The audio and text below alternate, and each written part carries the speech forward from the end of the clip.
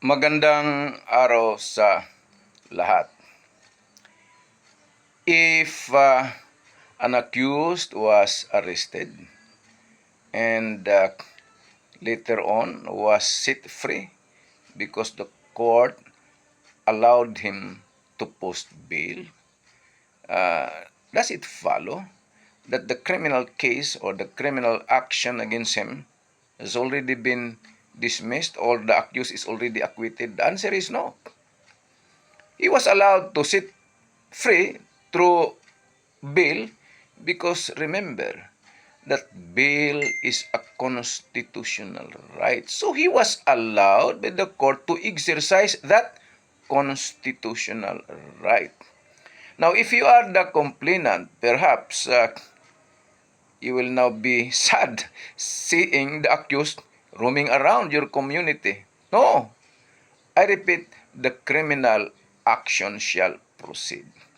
Confer or cooperate with the assigned prosecutor of the National Prosecution Service of the Department of Justice for the continuance of the criminal proceeding, and that is hearing or trial. Do not be afraid or scared on approaching the prosecutor.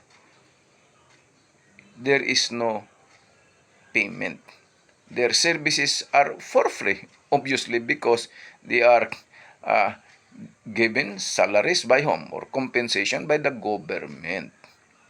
So mga kababayan, marami kasi sa atin na complainant, pag nakita nila, aba, yung akusado nakalabas na at kinakantyawan sila, ay ba'y nalulungkot na. Itong akusado, lagi silang inaasar.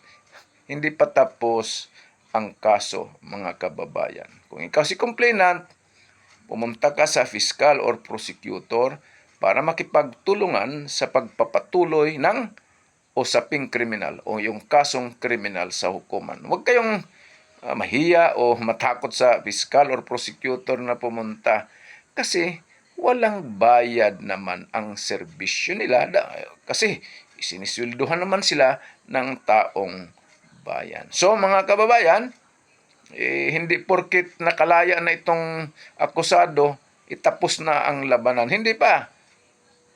At kung siya ay makonbikto, dahil nakipagtulungan kayo sa fiscal or prosecutor, ay this time, balik kulungan at hindi na siya makapagpiyansa, o ngayon, magdusa na siya. Right? So, maraming salamat at sana nakatulong na naman itong aming tanggapan para sa kaalaman ng sambayanang Pilipino sa larangan ng batas.